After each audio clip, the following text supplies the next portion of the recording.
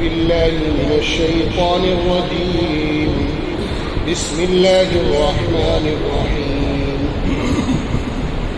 لن تنالوا البر حتى تنفقوا مما تحبون وما تنفقوا من شيء فإن الله به عليم كل الطعام كان حلا لبني إسرائيل إلا ما حرم إسرائيل على نفسه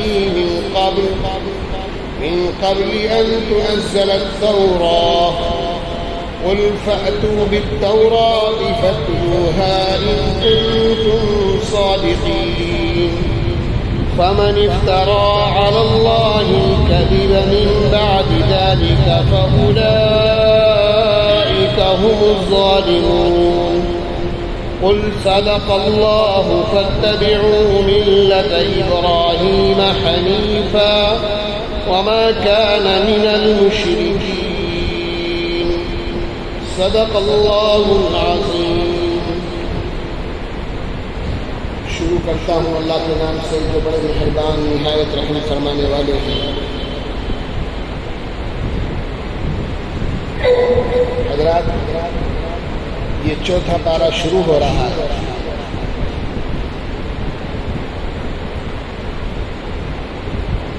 یہاں پہلی آیت میں ہی اللہ تعالیٰ نے اللہ کے راستے میں خرچ کرنے کی ترغیب دی. اللہ تعالیٰ فرما رہے ہیں لن تنالوا البر حتى تنفقوا مما تحبون. تم نیکی کے مقام تک اس وقت تک ہرگز نہیں پہنچو گے جب تک ان چیزوں میں سے خرچ نہ کرو جو تمہیں محبوب ہیں. تم نیکی کے مقام تک نہیں پہنچ سکتے، تم نیکی کو نہیں حاصل کر سکتے، نیکی میں کمال حاصل نہیں کر سکتے. تمہیں اجر عظیم اور ثواب، بڑا ثواب اس وقت تک نہیں مل سکتا جب تک اللہ کے راستے میں وہ چیزیں نہ خرچ کرو جو تمہیں پسندیدہ ہیں، محبوب ہیں. یہاں اللہ تعالیٰ زیادہ ثواب کمانے کا نسخہ بتلا کہ اجر عظیم، زیادہ ثواب اور نیکی کا اعلیٰ مقام انسان کو کب حاصل ہو کہ نیکی کا اعلیٰ مقام حاصل کرنے کا سب سے اچھا اور بہترین طریقہ یہ ہے، اور سب سے افضل اور بہترین نیکی یہ ہے. نیکی کا سب سے بڑا کام یہ ہے کہ انسان اپنی پسندیدہ چیز کو اللہ کے راستے میں خرچ کرے، کہ جو چیزیں تمہیں پسند ہیں وہ اللہ کے راستے میں خرچ کرو. سورہ بقرہ کے اندر 267 نمبر والی آیت میں یہ بات گزر چکی ہے ابھی کچھ دن پہلے کہ اللہ کے راستے میں خراب اور ردی قسم کی چیزیں مت خرچ کرو. خراب، بیکار اور فالتو اور ردی چیزیں اللہ کے راستے میں صدقہ مت کرو، بلکہ اللہ کے راستے میں اچھی چیزوں کو بھی خرچ کرو. اب یہاں اللہ تعالیٰ فرما رہے ہیں کہ صرف اچھی چیزوں کو خرچ نہیں کرنا، بلکہ جو چیزیں تمہیں پسند ہیں، تمہیں زیادہ محبوب ہیں، جن چیزوں سے تمہیں لگاؤ ہے، جن چیزوں کو تم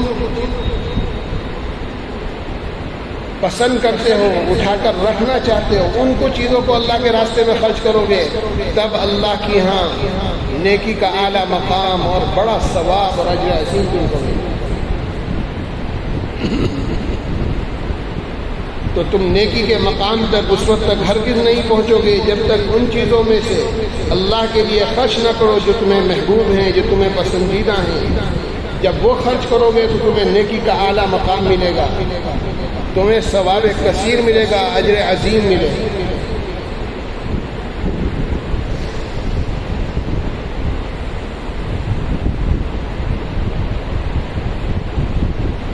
یہ آیت نازل ہوئی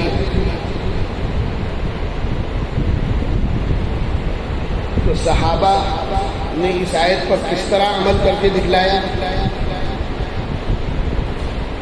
صحابہ نے اس آیت پر کس طرح عمل کر کے دکھلایا؟ انسان کی ایک کمزوری ہے،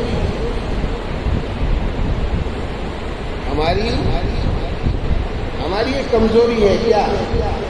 یہ ردی چیزیں، بیکار چیزیں، خراب چیزیں، چلو اسے صدقہ کر سکتا، یہ کپڑا پرانا ہو گیا، چلو اسے صدقہ کر سکتا، یہ کھانا کئی دن سے رکھا ہوا ہے بچہ ہوا، یہ آج بچ گیا، چلو اسے صدقہ کر سکتا۔ اللہ کیا کہتا ہے؟ جو چیز تمہیں خود اپنے لیے پسند ہے وہ خود صدقہ کرو اللہ کے راستے میں، اسے خرچ کرو اللہ کے راستے میں، ثواب اس سے زیادہ ثواب اسی پر ملے گا۔ آگے اللہ تعالیٰ نے دوسری بات بھی فرما دی، جو چیز بھی اللہ کے راستے میں خرچ کرو گے چاہے جتنی چھوٹی اور حقیر ہو، ثواب تو اس کو بھی ملنا، لیکن نیکی کا وہ اعلیٰ مقام وہ کہیں پر ملے گا؟ جب اپنی پسندیدہ اور محبوب چیز کو اللہ کے راستے میں قربان کیا، تب اللہ کہے کہ یہاں سے مقرب اور ابرار میں تمہارے شرکت ہو۔ یہاں لفظ بر کا استعمال کیا ہے اللہ نے۔ بر کہتے ہیں ہر قسم کی نیکی، بر کہتے ہیں حقدار کا حق ادا کر دینا۔ لن تنالوا البر، تم بر کو نہیں پا سکتے، تم بر کو ہرگز حاصل نہیں کر سکتے، نیکی نہیں حاصل کر سکتے۔ بر کسے کہتے ہیں؟ جس کا جو حق ہے وہ حق پورا پورا ادا کر دے۔ کہ تم اللہ کا پورا پورا حق ادا نہیں کر سکتے اس وقت تک جب تک اپنی پسندیدہ چیزوں کو اللہ کے راستے میں خرچ نہیں کرتے۔ آیت کا مطلب یہ نکل کر آیا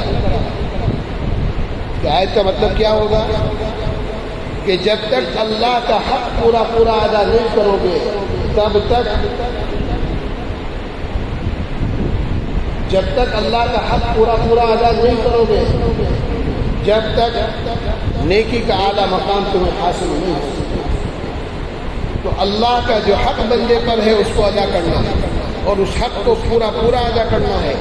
اس حق کی ادائیگی کا نام بر اور نیکی ہے۔ تو جب یہ آیت نازل ہوئی، حضرات صحابہ نے اپنی مرغوبات کو اور خواہشات کو دیکھنا شروع کیا اور ٹٹولنا شروع کیا اپنے گھروں میں۔ مجھے اپنے گھر میں، اپنے مال و دولت میں، اپنے ساز و سامان میں سب سے زیادہ محبوب چیز کیا ہے، میں اسی کو خرچ کروں تاکہ اللہ کے مجھے ثواب زیادہ ہو۔ بھائی جو چیز پسند ہے، جس کو دل چاہتا ہے، جو دل کو پیاری لگتی ہے، جو چیز جو پسندیدہ ہے، اسی کے خرچ کرنے میں تو نفس کو تکلیف ہوتی ہے، اسی کے خرچ کرنے پر تو دل دکھتا ہے، اسی دل دکھنے پہ تو اللہ راضی ہوتا ہے۔ اللہ کے لیے اپنے دل کو دکھایا، اپنے نفس کو دکھایا، اپنے نفس کی خواہش کو پورا نہیں کیا، اللہ کے لیے اپنی خواہش کی قربانی دے دی۔ اب اس پر اللہ کے یہاں سے اجر عظیم ملے، اب اس پر ثواب زیادہ ملے۔ تو حضرات صحابہ نے اپنی محبوب چیزوں پر نظر ڈالی، اپنے کو ٹٹولا۔ ہر صحابی اپنے کو دیکھ رہا ہے، میرے گھر میں کیا ساز و سامان ہے، میری مرغوب چیز کیا ہے، میرا دل کن چیزوں سے زیادہ اٹکا ہوا ہے، کون سی چیزیں مجھے زیادہ اچھی لگ رہی ہیں۔ اب اسی کو چن چن کر اللہ کے راستے میں خرچ کرنا شروع کیا انہوں نے۔ اس آیت کی نازل ہوتی ہے۔ اب صحابہ انصار ہیں، مہاجرین ہیں، مکے سے آئے ہوئے ہیں، مدینے کے رہنے والے ہیں، لائن لگائے کھڑے ہیں لوگوں کے سامنے، کوئی اپنی کوئی چیز لے کر آ رہا ہے، کوئی چیز لے کے آ رہا ہے۔ یا رسول اللہ مجھے اپنے مال میں یہ زیادہ پسند ہے، میں اللہ کے راستے میں خرچ کرتا ہوں۔ یہاں بطور نمونے کے ایک دو باتیں عرض کرتا ہوں۔ حضرت ابو طلحہ رضی اللہ تعالیٰ انصاری صحابی مدینے کے رہنے والے، مسجد نبوی حضرت نبی کریم صلی اللہ علیہ وسلم کی مسجد کے سامنے ان کا باغ، بھرا بھرا باغ، کھجوروں سے لدا ہوا باغ، بالکل قریب۔ مسجد سے نکلتے ہی سامنے ان کا باغ تھا. اب وہ کیونکہ بستی کے بیچ میں مسجد کے بالکل قریب، اور پھر باغ بھی بڑا ہرا بھرا تھا، بہت پھل آتے تھے ان کے اس باغ میں، کھجور کے پیڑ لگ جاتے تھے، خوب پھل آتا تھا کھجور کا. ان کو اس باغ سے بڑا نفع ہوتا تھا کہ ان کے تمام باغوں میں سب سے زیادہ قیمتی اور پھل والا باغ یہی باغ ہی. اور اس باغ میں ایک پانی کا کنواں، بہت میٹھا پانی، ٹھنڈا پانی، اس کنویں کا نام اور اس باغ کا نام بیروحا تھا. حضرت نبی کریم صلی اللہ علیہ وسلم کی بعض مرتبہ وہیں تشریف لے جاتے، پانی بہت میٹھا ہے، باغ ہے، سایہ، تشریف لے جاتے، اس کنویں کا پانی نوش فرماتے، کیونکہ اس کا پانی بہت میٹھا اور ٹھنڈا پانی. تو اس باغ کا نفع جو ہے، اس باغ کا نفع دوسرے مسلمانوں کو بھی پہنچتا تھا کہ مسجد کے قریب تھا، لوگ وہاں سے پانی پیتے تھے، جا کر خود حضور صلی اللہ علیہ وسلم تشریف لے جاتے اور پانی پیتے. اب یہ حضرت ابو طلحہ رضی اللہ تعالیٰ عنہ نے اپنے باغوں پر، اپنی زمینوں پر نظر دوڑائی تو پتہ چلا دل کا تعلق اس باغ سے زیادہ ہے، دل کو یہ باغ زیادہ پسند ہے. گھر کے قریب ہے، شہر کے بیچ میں ہے، مسجد کے پاس ہے، کنواں بھی اس کے اندر موجود ہے، پانی بھی بڑا ٹھنڈا اور میٹھا ہے، کہ اس کو اللہ کے راستے میں خرچ کریں گے تو نفس مر رہا ہے. اس کو اللہ کے راستے میں خرچ کرنے کو قربانی دینی پڑ رہی. پسندیدہ باغ یہی ہے. پہنچ گئے حضور کی خدمت میں،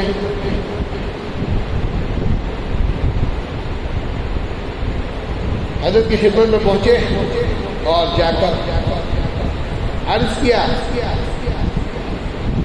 کہ یہ باغ بڑا قیمتی ہے، بہت ہرا بھرا ہے، زرخیز ہے، پھل بھی بہت آتا ہے، اور مجھے اپنی ساری جائیداد میں، سارے باغوں میں یا رسول اللہ سب سے زیادہ محبوب اور پسندیدہ بس یہی باغ ہے کہ یہ باغ یہ اللہ کے رسول مجھے سب سے زیادہ پسند ہے، اور میں اسے اللہ کے راستے میں خرچ کرنا چاہتا ہوں. میں یہ باغ پورا کا پورا اللہ کے راستے میں دینا چاہتا ہوں. آپ جس طرح چاہے اس کا استعمال کریں، جس چاہے کام میں خرچ کریں، خیر کی جس لائن میں آپ اس کو خرچ کرنا چاہیں خرچ کر دیں. یہ اللہ کے راستے میں نے دے دیا. اللہ کے رسول صلی اللہ علیہ وسلم حضرت نے فرمایا ارے یہ تو بڑا قیمتی بات ہے، اس میں تو نفع بھی بہت ہوتا ہے تمہیں، اس باغ سے تو تمہیں نفع بھی بہت ہے اور بہت قیمتی باغ ہے. کہ اللہ کے رسول اسی لیے تو اللہ کے راستے میں دے رہا. اللہ نے فرمایا لن تنالوا البر حتى تنفقوا مما تحبون. تو حضرت نبی کریم صلی اللہ علیہ وسلم نے ان سے فرمایا دیکھو میری رائے یہ ہے، تم اسے اپنے رشتہ داروں میں تقسیم کر دو. کس میں تقسیم کر دو؟ اپنے رشتہ داروں میں تقسیم کر دو، اپنے عزیز و اقارب میں اس کو تقسیم کر دو، اپنے قریبی رشتہ داروں میں اس باغ کو تقسیم کر دو. اللہ کے رسول نے کیسا پیارا نسخہ بتایا. بھائی خرچ تو تمہیں کرنا ہی ہے اللہ کے راستے میں، رشتہ داروں کا حق تو دگنا ہے کہ ان سے رشتہ بھی ہے، تعلق بھی ہے، قرابت داری ہے، اور قرابت داری کو نبھانا، رشتوں کو جوڑ کے رکھنا یہ اللہ کا حکم ہے، یہ نبی کی تعلیمات ہیں. تو رشتہ داری بھی جڑے گی، رشتہ داروں کا حق بھی ادا ہوگا، اور اللہ کے راستے میں خرچ بھی ہو جائے کہ جو رشتہ دار ضرورت مند ہیں ان رشتہ داروں میں اس کو تقسیم کر، انہی سے فرماتے اس کو اپنے رشتہ داروں میں تقسیم کر دو. حضرت ابو طلحہ رضی اللہ تعالیٰ عنہ نے حضور صلی اللہ علیہ وسلم کے مشورے پر عمل کیا اور اپنے قریبی رشتہ داروں کو، جداد بھائیوں کو تھوڑا تھوڑا اس باغ میں سے حصہ دیا. اور پورا باغ اس طرح خرچ کرو۔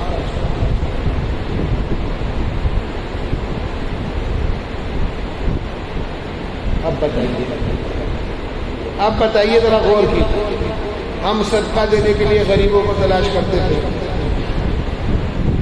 ہم صدقہ دینے کے لیے غریبوں کو تلاش کرتے پھرتے ہیں، مستحقین کو تلاش کرتے پھرتے ہیں۔ اللہ کے رسول فرما رہے ہیں کہ تمہارے رشتہ داروں میں جو ضرورت مند ہیں، پہلا حق ان کا ہے، پہلا حق ان کا ہے، ان کو دینے میں ڈبل ثواب ملتا ہے۔ ایک حدیث میں آیا ہے، حضرت نے ایک حدیث میں ارشاد فرمایا کہ جو رشتہ دار ضرورت مند ہیں ان کو اگر آپ دیتے ہیں تو کیا ہوتا ہے، ایک ثواب تو صدقے کا ملتا ہے جو کسی بھی غریب کو دینے پر ملنا چاہیے تھا، اور دوسرا ثواب رشتہ دار کو دیا ہے، اپنے عزیز کو دیا ہے، اپنے قرابت دار کو دیا ہے، دوہرا اجر ملتا ہے، ڈبل ثواب ملتا ہے، اور اپنی نیت جتنی اچھی ہوگی دینے والے کی اتنا ہی ثواب اللہ تعالیٰ بڑھاتے چلے گا۔ یہ اللہ کا تعالیٰ، تو انہوں نے اپنے رشتہ داروں میں اوقات تقسیم کر دیا، اس طرح ڈبل اجر اور ڈبل ثواب مل دیا ان کو، کہ اگر وہ عام ضرورت میں اس کو خرچ کرتے تو رشتہ داروں کو دینے میں ان کو دوہرا دگنا ثواب ملتا۔ ہمارا حال کیا ہوتا ہے؟ ہمارا حال کیا ہے؟ اس رشتہ دار نے تو فلاں موقع میں مجھے یوں کہہ دیا، اور اس رشتہ دار نے تو فلاں موقع میں مجھے یہ کہہ دیا، اور اس نے تو اپنی یہاں شادی میں مجھے بلایا نہیں تھا، اور اس نے تو فلاں کے سامنے مجھے اس طرح سے نہیں کرتا تھا، میں کیوں اپنے رشتہ دار۔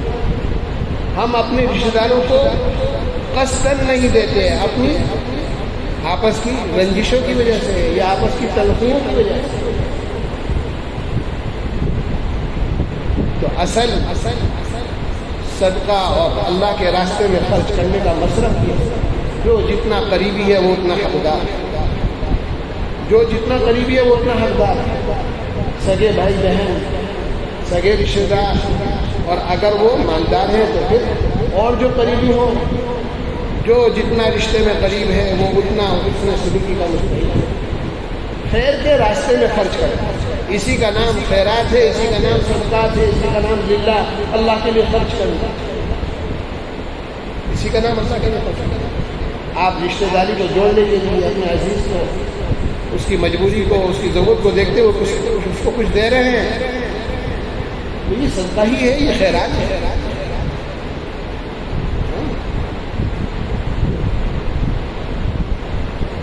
تو اپنے لوگوں کو نوازنا، اپنے لوگوں کو دینا، اپنے عزیزوں پر خرچ کرنا، یہ خود ایک ثواب کا کام ہے، یہ خود اپنی ذات کے اندر ایک صدقہ ہے۔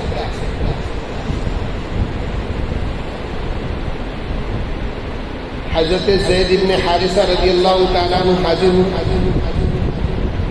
ایک دوسرے صحابی ہیں حضرت زید بن حارثہ، وہ حاضر ہوئے ان کی خدمت میں، بڑا قیمتی گھوڑا ان کے پاس، بہت قیمتی گھوڑا تھا ان کے پاس، اصلی نسل کا، وہ گھوڑا لے کر حاضر ہوئے۔ وہ گھوڑا ان کو بڑا پسند اور بڑا محبوب تھا، سفر میں بھی کام آتا، جنگوں میں بھی کام آتا، جہاد میں بھی کام آتا تھا وہ گھوڑا۔ اب یہ گھوڑا بڑا قیمتی گھوڑا تھا، اسی گھوڑے کو لے کر حاضر ہو گیا اور عرض کیا، جو کچھ میرے پاس ہے اے اللہ کے رسول، میں سب سے زیادہ محبوب اور پسندیدہ مجھے یہ گھوڑا ہے، میں اس کو اللہ کے راستے میں دیتا ہوں، یہ گھوڑا میں اللہ کے راستے میں دیتا ہوں، آپ اس کا جس طرح چاہے استعمال کریں۔ بڑی قیمتی نسل کا گھوڑا تھا، جنگوں میں کام آنے والا گھوڑا تھا۔ اللہ کے رسول صلی اللہ علیہ وسلم نے لے لیا، قبول فرما لیا، رکھ لیا، اور اس کے بعد جب وہ جانے لگے تو صبح کرو،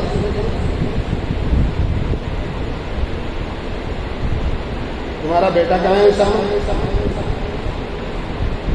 بلاؤ اسے، بلاؤ۔ ان کے نوجوان بیٹے تھے حضرت اسامہ، 16-17 سال کی عمر، ان کو بلایا، لو یہ گھوڑا تمہارا ہے، انہی کے بیٹے کو دے دیا۔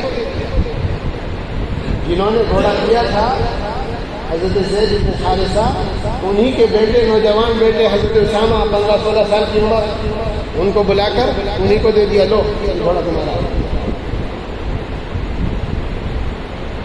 کیسی حکمت! ابا کو ثواب مل گیا، اللہ کے راستے میں خرچ کیا ہے، حضور کی خدمت میں پیش کر دیا، اس کو تو ثواب مل گیا پورا۔ ثواب ملنے کے بعد گھوڑا بھی واپس آیا۔ اللہ کے رسول نے بیٹے کو دے دیا، نوجوان ہے، مجاہد ہے، اسی میں بیٹھ کے جہاد کرے گا، ثواب اس کو بھی ملے گا، اس کے اوپر۔ اب جب انہوں نے دیکھا کہ بیٹے کو گھوڑا دے دیا، اللہ کے رسول میں نے تو اللہ کے راستے میں خرچ کیا، اللہ کے رسول نے فرمایا تمہارا یہ صدقہ اللہ نے قبول کر لیا، جاؤ خوش ہو کے جاؤ گھر، تمہارا یہ صدقہ اللہ نے قبول فرما لیا ہے، تمہیں اور کیا چاہیے؟ اللہ کی قبولیت ہی کے لیے تو دے رہے ہو، اللہ نے قبول کرنے جاؤ۔ تو اس طرح حضرت نبی کریم صلی اللہ علیہ وسلم اپنے گھر والوں پر خرچ کرنے کی ترغیب دیتے تھے کہ اپنے اوپر، اپنے گھر والوں کے اوپر، اپنے رشتہ داروں پر خرچ کرنا، کہ یہ بھی ایک نیکی کا کام ہے، یہ بھی صدقے کا کام ہے، یہ بھی اللہ کے راستے میں خرچ کرنے کا ایک طریقہ ہے کہ انسان اپنے ضرورت مند لوگوں کو، گھر کے لوگوں کو بھی خرچ کر سکتا ہے۔ ہاں زکوٰۃ ہے، زکوٰۃ کا مسئلہ الگ ہے، زکوٰۃ کا مسئلہ الگ ہے، جس پر زکوٰۃ واجب ہو رہی ہے وہ اپنے بیٹے کو، اپنے والد کو، اپنی والدہ کو، اپنی بیٹی کو، اپنے اہل اولاد کو نہیں دے سکتا، یہ الگ مسئلہ ہے۔ لیکن نفلی طور پر اللہ کے راستے میں خرچ کرنا، جسے ہم صدقہ کہہ دیتے ہیں، وہ خیر کے راستے میں خرچ کرنا ہے شریعت کی اصطلاح، وہ کسی پر بھی خرچ ہو سکتا ہے۔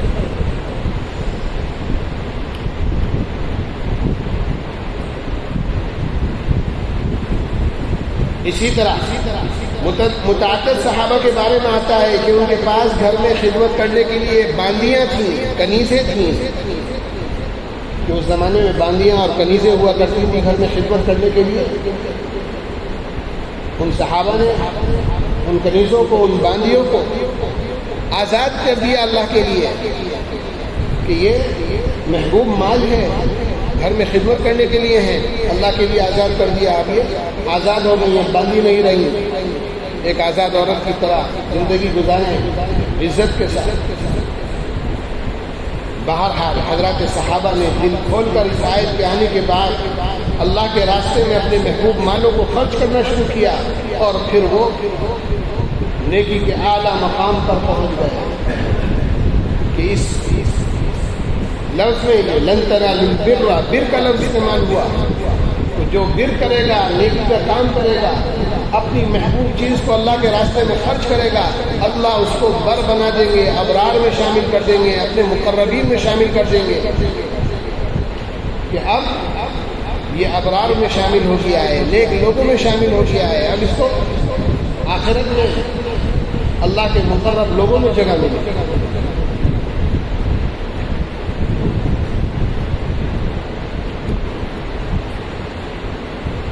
لن تنالوا البر حتى تنفقوا مما تحبون، تم نیکی کے مقام تک اس وقت تک ہرگز نہیں پہنچو گے جب تک ان چیزوں میں سے اللہ کے لیے خرچ نہ کرو جو تمہیں محبوب ہے۔ وما تنفقوا من شيء فإن الله به عليم، اور جو کچھ بھی تم خرچ کرو اللہ اسے خوب جانتا ہے، جو کچھ بھی تم خرچ کرو گے اللہ اسے خوب جانتے ہیں، وہ اللہ کے علم میں ہے۔ کھلم کھلا خرچ کرو، اعلان اعلان خرچ کرو، یہ چھپ کر خرچ کرو، اللہ خوب جانتے ہیں۔ چھوٹی چیز اللہ کے راستے میں خرچ کرو، یہ بڑی چیز خرچ کرو، اللہ خوب جانتے ہیں۔ اچھی نیت سے خرچ کرو یا بری نیت سے خرچ کرو، اللہ خوب جانتے ہیں۔ اللہ کو پورا علم ہے تم کیا خرچ کر رہے ہو اللہ کے راستے میں، اور کتنا خرچ کر رہے ہو، اور کس نیت سے خرچ کر رہے ہو۔ اس لیے اللہ کے راستے میں خرچ کرتے وقت نیت بھی اچھی ہونی چاہیے، دکھاوے کی، ریا کی نیت نہیں ہونی چاہیے۔ اللہ کو راضی کرنے کی نیت سے انسان خرچ کرے، اس کی قدر بڑھ جاتی ہے، اللہ کے یہاں ثواب بڑھ جاتا ہے۔ اب اس میں ایک بات اور آ گئی کہ اگر تم کوئی معمولی سی چیز خرچ کر رہے ہو، چھوٹی سی چیز خرچ کر رہے ہو اللہ کے راستے میں، کرو، رکو نہیں اس سے۔ ہاں، جو کچھ بھی خرچ کرو گے اللہ کے یہاں سے اس کا پورا اجر ملے گا۔ اچھی چیز خرچ کرو گے زیادہ ثواب ملے گا، چھوٹی اور معمولی چیز خرچ کرو گے کم ثواب ملے گا۔ ثواب تو ملنا ہے، ثواب تو ملنا ہے۔ کہ میری حیثیت مان لیجئے 100 روپئے صدقہ کرنے کی ہے، میری حیثیت 100 روپئے صدقہ کرنے کی ہے، لیکن آج میں نے 100 روپئے صدقہ کرنے کے بجائے 1 ہی روپیہ صدقہ کیا، ثواب تو اس کو بھی ملے گا، ثواب تو اس کا بھی ملے گا۔ جو جتنا جس وقت اللہ کے راستے میں خرچ کر سکتا ہے، صدقہ کر سکتا ہے، لوگوں کے کام آ سکتا ہے، اتنا اس کو خرچ کرنا چاہیے۔ موقع زیادہ کا ہے، زیادہ خرچ کرے۔ اچھی چیز دے سکتا ہے تو نیکی کی بات تو یہی ہے، اجر عظیم تو اسی پر ملنا ہے۔ ہاں اس کا موقع نہیں ہے، تھوڑی سی چیز کوئی خرچ کرنا چاہے اور کسی کی حیثیت ہی کم خرچ کرنے کی ہے تو وہاں کے لیے بھی ہمیں تو اللہ کے رسول نے ہدایت کی، اس کے لیے بھی رہنمائی فرما دی کہ تم ایک کھجور کا ٹکڑا ہی کسی غریب کو دے دو، صدقہ ہے۔ ایک روزے دار کا پانی سے افطار کرا دو، یہی صدقہ ہے۔ تو ہر حیثیت کے آدمی کے لیے اللہ کے رسول نے پوری رہنمائی کر رکھی ہے۔ اب میں جانتا ہوں میری حیثیت کیسی ہے، آپ جانتے ہیں آپ کی حیثیت کیسی ہے۔ اپنی حیثیت سے جتنا صدقہ کریں گے، جتنی اچھا صدقہ کریں گے، اتنا ہی نیکیوں میں اضافہ ہوتا ہے۔ كل الطعام كان حلا لبني إسرائيل إلا ما حرم إسرائيل على نفسه من قبل أن تنزل التوراة كل الطعام كان حلا لبني إسرائيل۔ تورات کے نازل ہونے سے پہلے کھانے کی تمام چیزیں بنی اسرائیل کے لیے حلال تھیں، سوائے اس چیز کے جو اسرائیل نے اپنے اوپر خود حرام کر لی۔ اب آگے یہودیوں کے ایک واقعے کی طرف اشارہ۔ مدینہ منورہ میں بہت سارے یہودی آباد تھے، یہودیوں کے کئی قبیلے آباد تھے۔ حضرت نبی کریم صلی اللہ علیہ وسلم نے اپنے دین کی تفصیل بیان فرمائی تو کیا فرمایا کہ ہمارا یہ دین وہی دین ہے جو حضرت ابراہیم علیہ السلام کا دین ہے۔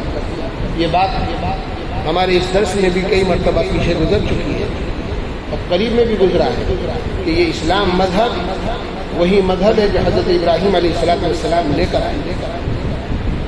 تو حضرت ابراہیم علیہ السلام کی تعلیمات، حضرت ابراہیم علیہ السلام کی دین کی خصوصیات، یہ سب وہی ہیں جو ہمارے دین میں حضرت محمد صلی اللہ علیہ وسلم کے دین میں پائی ہیں۔ تو حضرت نبی کریم صلی اللہ علیہ وسلم لوگوں کو سمجھاتے بتاتے۔ یہودی بھی حضرت ابراہیم کو مانتے ہیں کیونکہ وہ حضرت ابراہیم کے پوتے حضرت یعقوب کی اولاد میں ہیں۔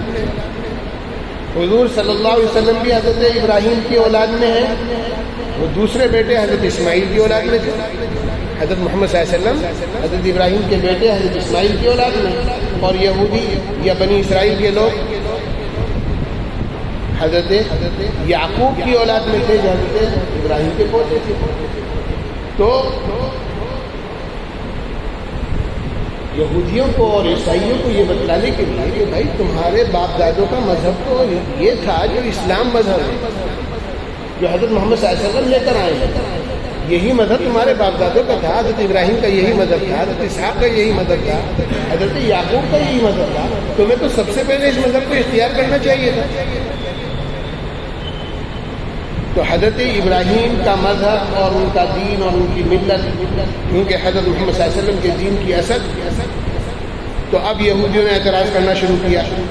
آپ کہتے ہیں کہ ہم حضرت ابراہیم کے مذہب پر ہیں، ان کے دین پر ہیں، ان کی ملت پر ہیں۔ حضرت ابراہیم نے تو اونٹ کے گوشت کو حرام قرار دیا تھا کہ اونٹ کا گوشت حضرت ابراہیم اور ان کی آل اولاد پر حرام تھا، انہوں نے کبھی نہیں کھایا، اور آپ تو اونٹ کا گوشت کھاتے ہیں، تو آپ حضرت ابراہیم کے مذہب پر کہاں سے ہوگا؟ یہ اعتراض کیا یہودیوں نے۔ اللہ تعالیٰ فرما رہے ہیں نہیں، جھوٹ بول رہے ہیں، جھوٹ بول رہے ہیں۔ حضرت ابراہیم کے مذہب میں یا ان کی قوم پر اونٹ کا گوشت حرام نہیں تھا۔ سارے کھانے، سارے طعام، سارے جانور ان کے لیے حلال تھے جو کھائے جاتے ہیں، جن کا گوشت کھایا جاتا ہے، جن جانوروں کا استعمال ہوتا ہے، وہ سب ان کے لیے حلال تھے۔ یہ ایک جھوٹ بات کہہ رہے ہیں، اپنی طرف سے گھڑ کر کہہ رہے ہیں کہ حضرت ابراہیم کے دین میں اونٹ کا گوشت حرام ہے۔ ہاں، حضرت ابراہیم کے پوتے جو تھے حضرت یعقوب علیہ السلام، ان کا دوسرا نام اسرائیل، پہلے بھی میں کئی مرتبہ عرض کر چکا ہوں۔ حضرت ابراہیم کے پوتے حضرت یعقوب حضرت اسحاق کے بیٹے تھے، ان کا ایک نام اسرائیل تھا، ان کی زبان میں عبرانی زبان میں۔ تو حضرت یعقوب علیہ السلام کو تکلیف ہو گئی تھی عرق النساء کی، گٹھیا کے مرض کی، جوڑوں میں درد کی شکایت ہو گئی، جوڑوں میں درد رہنے لگا تھا، گھٹنے وغیرہ میں۔ اس کی وجہ سے طبیبوں نے، حکیموں نے اونٹ کے گوشت کو کھانے سے منع کر دیا۔ اونٹ کا گوشت، بڑے کا گوشت جوڑوں کے درد کے لیے مضر ہوتا ہے، آج بھی ڈاکٹر منع کرتے ہیں، اس طرح کی تکلیف ہو جاتی ہے۔ تو حکیموں نے حضرت یعقوب علیہ السلام کو مشورہ دیا تھا کہ آپ اونٹ کا گوشت نہ کھائیں کہ اس سے تکلیف بڑھ جائے گی۔ اس لیے حضرت یعقوب علیہ السلام نے خود سے پرہیز کی وجہ سے بیماری اور مرض کی وجہ سے، حکیموں کے مشورہ دینے کی وجہ سے اونٹ کے گوشت کو کھانا چھوڑ دیا۔ تو یہ تو ایک ڈاکٹر کا مشورہ ہوا، طبیب کی اور حکیم کی رائے ہوئی، اس وجہ سے حضرت یعقوب نے اونٹ کے گوشت کو چھوڑ دیا تھا۔ اب ان کی اولادوں نے اس کو دینی اصول بنا لیا، اس کو یہ سمجھ لیا کہ اللہ کی طرف سے اونٹ کا گوشت حرام ہے، اور اسی کا پرچار کرنا شروع کر دیا۔ لہذا حضرت نبی کریم صلی اللہ علیہ وسلم اور مکے اور مدینے کے لوگ اونٹ کا گوشت شوق سے کھاتے تھے، اب انہوں نے کہنا شروع کر دیا کہ حضرت یعقوب اور حضرت ابراہیم کے دین میں تو اونٹ کا گوشت حرام تھا، اور تم لوگ اونٹ کا گوشت کھاتے ہو، اس کا دودھ پیتے ہو، اور پھر بھی یہ کہتے ہو کہ ہم حضرت ابراہیم کے مذہب پر ہیں۔ اللہ تعالیٰ ان کی تردید فرما رہے ہیں کہ نہیں، ہر طرح کا طعام، ہر طرح کا کھانا یہ حلال ہے۔ کہ کھانے میں اصل کیا ہے کہ کھانا حلال ہو۔ زمین سے جو پیداوار نکل رہی ہے، اللہ نے جو جاندار پیدا کیے ہیں، ان میں اصل یہی ہے کہ وہ حلال ہے۔ ہاں کسی چیز کی حرمت اللہ نے بیان کر دی، جیسے کتا ہے، جیسے خنزیر ہے، تو ان کی گندگی کی وجہ سے اللہ نے ان چیزوں کو حرام کیا ہے، ورنہ باقی جانور حلال ہے، ان کا گوشت کھایا جا سکتا ہے۔ تو اللہ تعالیٰ فرما رہے ہیں کل الطعام کان حلا لبنی اسرائیل الا ما حرم اسرائیل علی نفسہ من قبل ان تنزل التوراۃ۔ تورات کے نازل ہونے سے پہلے کھانے کی وہ تمام چیزیں بنی اسرائیل کے لیے بھی حلال تھیں، کہ کھانے کی وہ چیزیں جو مسلمان کھاتے ہیں، وہ سب کی سب چیزیں، اور وہ سب جانور جو مسلمان کھاتے ہیں، کہ یہ سب کی سب چیزیں بنی اسرائیل پر بھی حلال تھیں، اللہ نے ان کو حرام نہیں کیا تھا۔ الا ما حرم اسرائیل علی نفسہ، تو کھانے کی تمام چیزیں بنی اسرائیل کے لیے حلال تھیں، سوائے اس چیز کے جو اسرائیل نے یعنی یعقوب علیہ السلام نے اپنے اوپر خود حرام کر لی تھی، سوائے اس چیز سے یعنی اونٹ کے گوشت کے، جس کو یعقوب علیہ السلام نے اپنے اوپر ممنوع کر لیا تھا، پرہیز کرنے کی وجہ سے، بیماری کی وجہ سے، ڈاکٹروں کے اور حکیموں کے مشورے کی وجہ سے، کہ اس کو انہوں نے اپنے اوپر حرام کر لیا تھا۔ اللہ کی طرف سے حرام نہیں تھی، خود یعقوب علیہ السلام نے پرہیز کی وجہ سے ان کو اپنے لیے حرام کر لیا تھا، ورنہ اللہ کی طرف سے یہ چیزیں حرام نہیں تھی۔ آگے حضرت محمد صلی اللہ علیہ وسلم سے اللہ تعالیٰ فرما رہے ہیں قل فأتوا بالتوراۃ فاتلوها ان کنتم صادقین۔ تم کہہ رہے کہ حضرت ابراہیم پر ان کا گوشت حرام تھا اور فلاں چیز کا گوشت حرام تھا، لاؤ توریت لے کر آؤ، آسمانی کتاب توریت تمہارے پاس موجود ہے، اللہ کے حکم اس میں لکھے ہوئے ہیں، لے کر آؤ، پڑھ کر سناؤ کہاں لکھا ہوا ہے کہ وہ حرام۔ بھائی اللہ تعالیٰ حرام کریں گے تو کہاں کریں گے؟ اللہ تعالیٰ کسی چیز کے حرام ہونے کا حکم سنائیں گے تو کہاں سنائیں گے؟ اپنی کتاب نہیں تو نازل فرمائیں گے۔ حضرت موسیٰ پر جو کتاب اتری ہے تورات، اگر اونٹ حرام ہوتا تو اس میں اس کا حکم موجود ہوتا، لا کر دکھاؤ، سناؤ، پڑھ کے کون سی آیت میں حرام؟ چیلنج کیا جا رہا ہے کھلا ہوا یہودیوں۔ قل فأتوا بالتوراۃ فاتلوها ان کنتم صادقین۔ اے پیغمبر صلی اللہ علیہ وسلم یہودیوں سے کہہ دو کہ اگر تم سچے ہو تو تورات لے کر آؤ اور اس کی تلاوت کرو اور نکال کر دکھاؤ کہاں اللہ نے حکم دیا ہے کہ اونٹ کا گوشت حرام ہے۔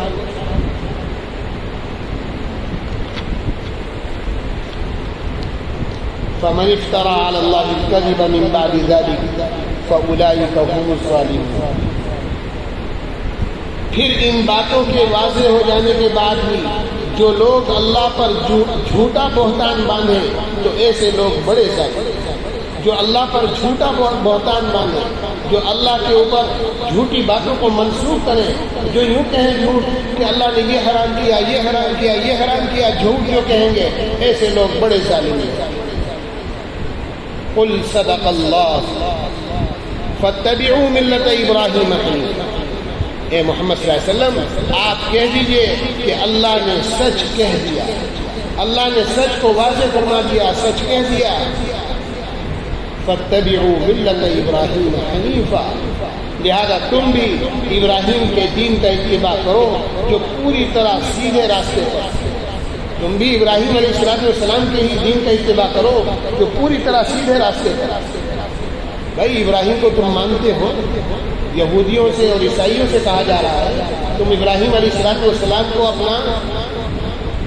اپنا جد امجد مانتے ہو، اپنا بڑا مانتے ہو، تم یہ کہتے ہو کہ وہ ہمارے بڑے تھے، ہمارے جد امجد تھے، ہم انہیں کی اولاد میں ہیں، تو ان کا دین تو وہ ہے جو حضرت محمد صلی اللہ علیہ وسلم لے کر آئے۔